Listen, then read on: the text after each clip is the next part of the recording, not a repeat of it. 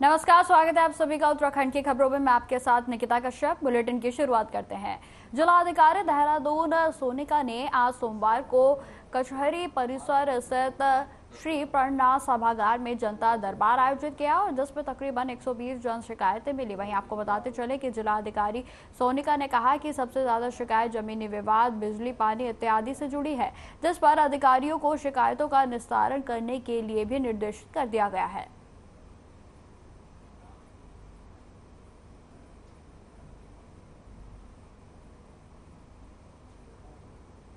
तो आपको बता दें कि जनता दरबार लगाया गया और जिसमें अधिकारी सोनिका को लगभग 120 जो है उनके सामने शिकायतें आई और जिसमें कि आपको बता दें कि सामान्य जो मुद्दे रहे वो अधिकतर बिजली, पानी और जमीनी विवाद को लेकर थे और जिसमें कि आपको बताते चले कि संबंधित अधिकारियों को भी उनकी ओर से निर्देशित कर दिया गया है कि जल्द से जल्द इन मामलों का निपटारा किया जाए और साथ ही साथ जनता को जिस तरीके की परेशानियां हो रही हैं उनका जल्दी से निस्तारण हो।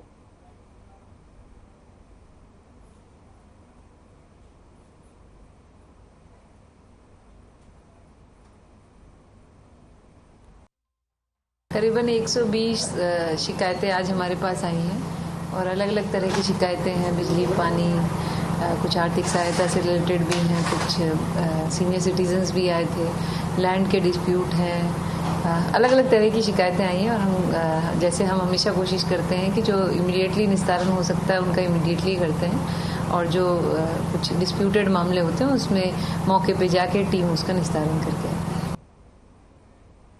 देहरादून में ग्लोबल इन्वेस्टर समिट को लेकर तैयारियां जोरों पर हैं। ग्लोबल इन्वेस्टर समिट को लेकर सड़कों को चमकाने का काम भी लगातार किया जा रहा है। आपको बताते चले कि सड़कों की दुर्दशा सही करने के लिए शासन ने 6 सड़कों के लिए 14 करोड़ रुपए का बजट मंजूर कर दिया है। वहीं आपको बताते चले कि जिसका निर्माण 15 नवंबर से पहले पूरा कर दिया जाएगा। गौरतलब है कि दिसंबर में इन्वेस्टर समिट प्रस्तावित है और इसको लेकर तैयारियां जोरों पर हैं। वहीं सड़कों के खस्ता हाल को देखते हुए सड़कों को चमकाने का काम लगातार किया जा रहा है। वहीं आपको बताते चले कि कांग्रेस के प्रदेश प्रवक्ता शीशपाल सिंह बिष्ट ने कहा कि सरकार को जनता की कोई भी चिंता नहीं है, वो सिर्फ अपने इन्वेस्टर समिट के हिसाब से ही काम कर रही है।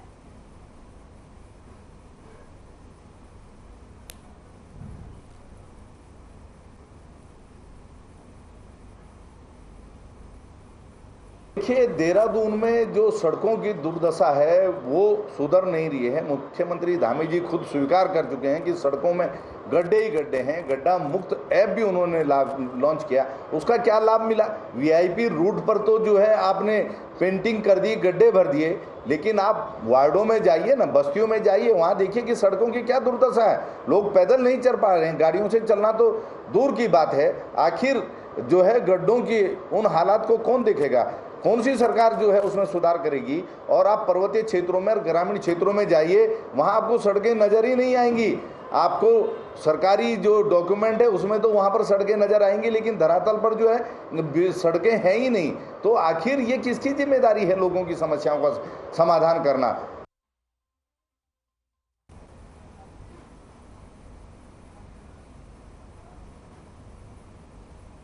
भारत तिब्बत पुलिस सेवा बल में 1 साल के कठिन प्रशिक्षण के बाद 27 अधिकारी बल की मुख्य धारा में शामिल हो गए हैं। आपको बताते चले कि इन अधिकारियों को 1 साल के कठोर और लंबे प्रशिक्षण के दौरान युद्ध कौशल, शस्त्र चलाना, शारीरिक प्रशिक्षण और मानवाधिकार जैसे सैन्य और कानूनी संबंधित विषयों का भी गहन प्रशिक्षण दिया गया और जहां प्रशिक्षण के उपरांत आयोजित भव्य दीक्षांत और शपथ ग्रहण समारोह में इन युवाओं को अधिकारियों ने बल के प्रति निष्ठा और समर्पण की शपथ दिलाई।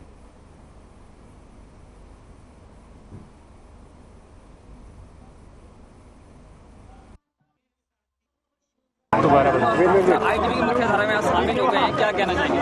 This is a very proud moment for me. I've been training here for the past 1 year, and today my parents have come here from far distance, and along with them, many of my relatives they have also arrived here. And after getting training here for 1 year, we have learnt a lot, and we'll continue to serve the country. And whatever we have learnt over here, we will try to replicate those training skills during our duty, and we'll perform our duties with utmost integrity. सबसे पहले तो बहुत खुशी हो रही है sir कि आज इतना इम्पोर्टेंट डे है। सर मेरी फैमिली और फ्रेंड्स मेरे साथ हैं और सर आईटीबीपी सर जैसे आप जानते हैं इस टाइम पे सबसे इमर्जिंग फोर्स है इंडो चाइना रिलेशन को लेके। और जैसे एक्सपेंड हो रहा है हमारा बॉर्डर चाइना साइड, अभी आपने देखा होगा कि सिक्किम में डिज़ास्टर मैनेजमेंट जितना भी होता है उसमें जो स्किल्स रिक्वायर्ड होती है उसमें ITBP सबसे आगे है सर। जो माउंटेनिंग रेस्क्यू ऑपरेशन है तो हमें इस स्किल्स को लेके सिखाया गया है पूरा। यहाँ पे जो रॉक मॉड्यूल चलता है हमारा माउंटेनिंग मॉड्यूल, उसको लेके हमें पूरा ट्रेनिंग दी जाती है। और मुझे अच्छा लग रहा है कि मैं इस फोर्स का पार्ट हूँ जो आगे चल के देश की सेवा कर सकेंगे। तो थैंक यू। अच्छा लग रहा है। I am thankful to instructors and my parents and everybody in academy who help me to reach this. That's it, thank you. तो बढ़ते हैं खबरों की ओर। मुरादाबाद मंडल के DRM राजकुमार ने कोटद्वार रेलवे स्टेशन को लेकर कहा कि इस रेलवे स्टेशन का भविष्य में अमृत योजना के तहत विस्तार किया जाएगा। वहीं कोटद्वार रेलवे स्टेशन पर पैदल ओवरब्रिज बनाने की बात करते हुए उन्होंने कहा कि इसके DPR का काम चल रहा है और जल्द ही इस पर काम शुरू कर दिया जाएगा।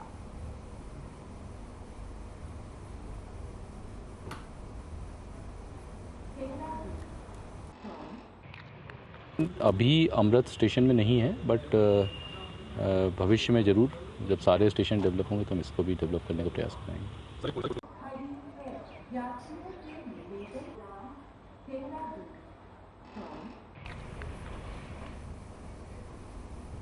अल्मोड़ा जिले के विकासखंड इसरियालदे में GR हेल्थ चैरिटेबल ट्रस्ट और प्राइम अस्पताल काशीपुर की ओर से निःशुल्क स्वास्थ्य शिविर का आयोजन किया गया। वहीं आपको बताते चले कि स्वास्थ्य शिविर में व्यापार मंडल स्लाइदे का विशेष सहयोग रहा है और शिविर में 250 ग्रामीणों का स्वास्थ्य परीक्षण भी किया गया। स्थानीय ग्रामीणों का कहना है कि इस तरह के निःशुल्क स्वास्थ्य शिविर आयोजन होने से ग्रामीणों को काफी लाभ मिल रहा है। और ट्रस्ट अध्यक्ष रमेश सनबाल ने बताया कि हर महीने स्वास्थ्य शिविर आयोजित किया जाता है और सभी को स्वास्थ्य लाभ मिलेगा। और वहीं आपको बताते चले कि इस मौके पर prime hospital MD medicine doctor Ashutosh, doctor Manju Negi, doctor Rajinikanth और ट्रस्ट अध्यक्ष रमेश सनबाल, संरक्षक घनश्याम सिंह बंगारी और व्यापार मंडल के पदाधिकारी मौजूद रहे।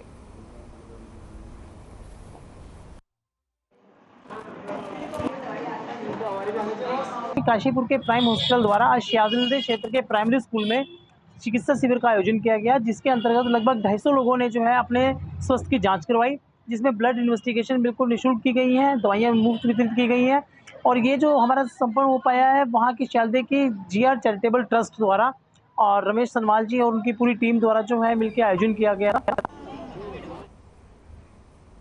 मुख्यमंत्री पुष्कर सिंह धामी के सफल प्रयासों से चंपावत जिले के टनकपुर क्षेत्र में पूर्णागिरी पैदल मार्ग को जोड़ने वाले किरोड़ा नाले में 125 मीटर लंबे पुल का निर्माण किया जा रहा है और जिसका कार्य आरंभ भी हो चुका है। वहीं आपको बताते चले कि इस दौरान PWD विभाग के AI लक्ष्मण सिंह सावंत, संजीव भट्ट और देहरादून से आए क्वालिटी इंजीनियर सुभाष कुमार ने पुल में लगाए जा रहे निर्माण सामग्री की भी जांच की और इस दौरान उन्होंने पुल में प्रयोग किए जाने वाले सरिये और अन्य मटेरियल की जांच की। उन्होंने कंपनी के JE और कर्मचारियों को सही नापजोख और बेहतर तरीके से कार्य करने की बात कही है। वहीं आपको बताते चले कि इस दौरान पुल निर्माण कार्य में फिलहाल कोई कमी नहीं पाई गई है और पुल निर्माण के कार्य पूर्ण होने के बाद पूर्णागिरी यात्रियों सहित दर्जनों ग्रामीण क्षेत्रों ने भारत नेपाल बॉर्डर पर डटे SSB के जवानों को बरसात के समय राहत मिलेगी।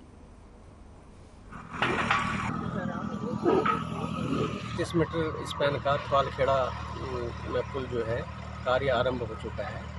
इसमें अभी जो है पाइल फाउंडेशनों की खुदान का कार्य चल रहा है। तो इसमें हमारे शासन से नामित क्वालिटी ऑस्ट्रिया एक जांच करने के लिए एजेंसी नियुक्त की गई है। उनके इंजीनियर श्री सुभाष महती आए हुए थे। रुक करते हैं इस वक्त की बड़ी खबर का, जो कि देहरादून से सामने आ रही है। आपको बता दें कि देहरादून में PM नरेंद्र मोदी का जागेश्वर दौरा रहने वाला है और 12 अक्टूबर को जागेश्वर धाम जाएंगे PM नरेंद्र मोदी। दौरे को लेकर सुरक्षा एजेंसियां पूरे तरीके से अलर्ट मोड पर है। वहीं आपको बताते चले कि 3 दिन लोगों की आवाजाही पर भी पूरे तरीके से रोक लगा दी गई है। 17 पुजारियों का होगा कोविड टेस्ट और भैरव मंदिर में भी दर्शन करेंगे पीएम नरेंद्र मोदी। तो इस वक्त की बड़ी खबर हम आपको बता रहे हैं, 12 अक्टूबर को जागेश्वर धाम पीएम नरेंद्र मोदी के द्वारा जाया जाएगा। और जहां पर आपको बताते चले कि इस बीच प्रशासन की ओर से पूरे सुरक्षा के पुख्ता इंतजाम जो है वो कर दिए गए हैं। वहीं आपको बताते चले कि आम जनमानस की जो आवाजाही है उसको भी पूरे तरीके से सुरक्षा के मद्देनजर बंद कर दिया गया है।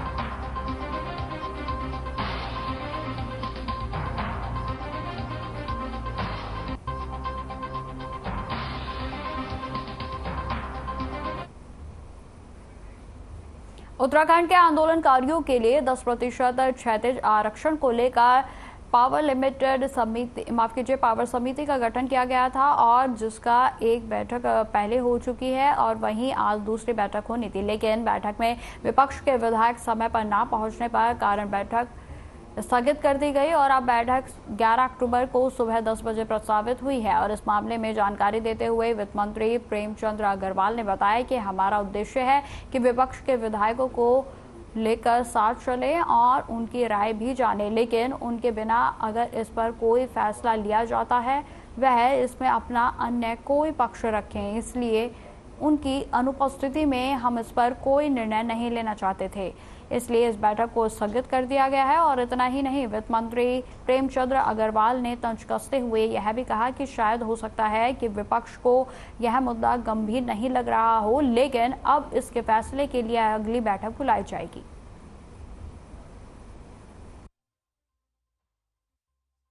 देखिए, आप जानते हैं कि जो अपने आंदोलनकारियों के क्षेत्रीय आरक्षण से संबंधित बहुत महत्वपूर्ण विषय जो प्रवर समिति जिसके लिए बनाई गई थी, एक बैठक हम कर चुके हैं। उसके बाद आज भी हमने बैठक रखी थी, चूँकि माननीय अध्यक्षा जी से हमने इसके एक्सटेंशन का समय लिया था, उस दौरान हमें ये बैठक भी करनी थी। तो आज हमारे पास कॉरम भी था, सभी लोग मौजूद थे, लेकिन विपक्ष के साथी उसमें नहीं थे। तो मेरे को लगा कि बिना उनके हम ऐसा निर्णय नहीं लेंगे, कल को फिर वो किसी प्रकार से कुछ और बात रखें, क्योंकि ये उचित प्लेटफॉर्म है जहाँ पे हम सब लोग एक मंथन करने के बाद, एक विचार विमर्श करने के बाद कुछ निष्कर्ष निकालते। देखिए, आज प्रवर समिति की आंदोलनकारियों को लेकर बैठक थी और बैठक की मैंने पूरी तैयारी भी उसमें कर रखी है। 2 बजे से बैठक थी, पिछली बार भी 3 बजे से बैठक थी। तो पिछली बार 3 बजे की बैठक 3:30 के आसपास शुरू हुई, क्योंकि जब कोई निकलते हैं तो रास्ते में ट्रैफिक कहीं फंस जाना, देर हो जाती है और मुझे यहाँ से 370 किलोमीटर दूर से आना होता है। मैं खटीमा विधानसभा से विधायक हूँ, तो मुझे आने में 20-25 मिनट लेट हो गया। मैं ये नहीं कहता कि मैं 2 बजे पहुँच गया, मैं 2:25 पे 26 पे पहुँच गया, लेकिन शायद जो लोग हमसे कोऑर्डिनेट कर रहे थे उनके नंबर मेरे पास नहीं थे। तो जब मैंने बताया कि मैं जहाँ मैं फंसा हुआ हूँ नज़दीक पहुँच गया, तो तब तक शायद ये डिसीजन ले चुके थे। तो फिलहाल इस बुलेटिन में इतना ही। खबरों की और भी जानकारी के लिए बने रहे हमारे साथ। नमस्कार।